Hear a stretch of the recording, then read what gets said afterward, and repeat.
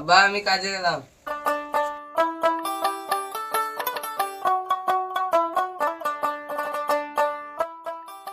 Hello Arif, তুই কি কাজটা শেষ করেছিস? তুই এখনো কাজটা শেষ করিসনি? পুলিশে ধরেছে, পুলিশকে টাকা দিয়ে দে। আরে এই লোকটা তো রমজান মাসে 2 নম্বরই ব্যবসা করছে। তাড়াতাড়ি মালটা পৌঁছে দে, না হলে অনেক টাকা নষ্ট হয়ে যাবে। আর শোন, আর একটা কথা, কেউ যেন না জানতে পারে। ঠিক আছে, রাখলাম, সাবধানে কাজটা করিস, বাসায় যাব। একবার যেয়ে বলে দেখি। ভাই তুমি তো 2 নম্বরই ব্যবসা করছো। আমি কি করব না করব সেটা আমার ব্যাপার। ভাই তুমি রোজা করেছো? হ্যাঁ করেছি, কেন? ভাই তুমি রোজা করে এই ব্যবসা করছো, আল্লাহ তোমাকে ক্ষমা করবে না। ক্ষমা করবে কি না করবে সেটা তুই জেনে বসে আছিস?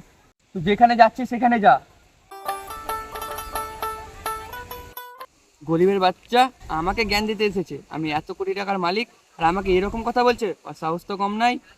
হায় রে দুনিয়া, মানুষ রমজান মাসে 2 নম্বরই ব্যবসা ছাড়তে পারছে না। আল্লাহ তাকে হেদায়েত দান করুন।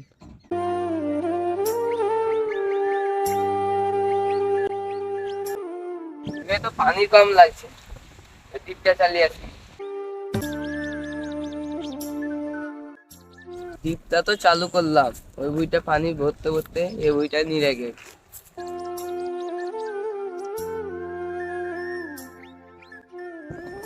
বাপরে রোদ, এত রোদে তো কাজ করতে পারছি না। নামাজেরও সময় হয়ে এসেছে। এক কাজ করি, বাড়ি চলে যাই।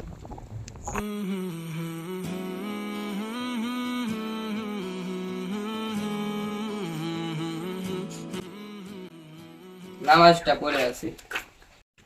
আরে ওই লোকটা লাগ যে সুদের কারবার করছিল, যখন নামাজ পড়ার কথাটা ভুলে আসি। ভাই চলো নামাজ পড়ে আসি। যাবো না। রোজা করে নাচ পড়তে হবে না? না আমি যাবো না, তুই যা। তুমি রোজা করে নাচ পড়তে হবে না ভাই, তোমাকে আল্লাহ কোনোদিন ক্ষমা করবে না। আমি নামাজ পড়বো কি না পড়বো সেটা আমার ব্যাপার, তুই যা তো এখান থেকে, আমাকে জ্বালাস না, যা। রোজা করে নাচ পড়তে যায় না, আল্লাহ তাকে হিদায়াত দান করুন।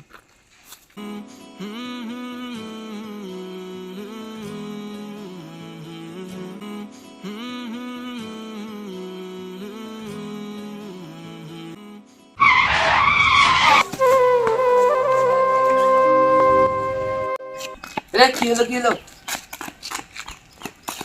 আরে এই লোকটা নয় ভাই, তুমি যদি নামাজটা পড়তে যেতে তাহলে এই অ্যাক্সিডেন্টটা হতো না।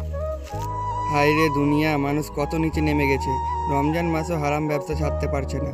মানুষ ভাবছে আমি হারাম পথে উপার্জন করে অনেক সুখে থাকবো, কিন্তু সে একবারও ভাবে না যে তাকে একদিন মৃত্যুর স্বাদ গ্রহণ করতে হবে।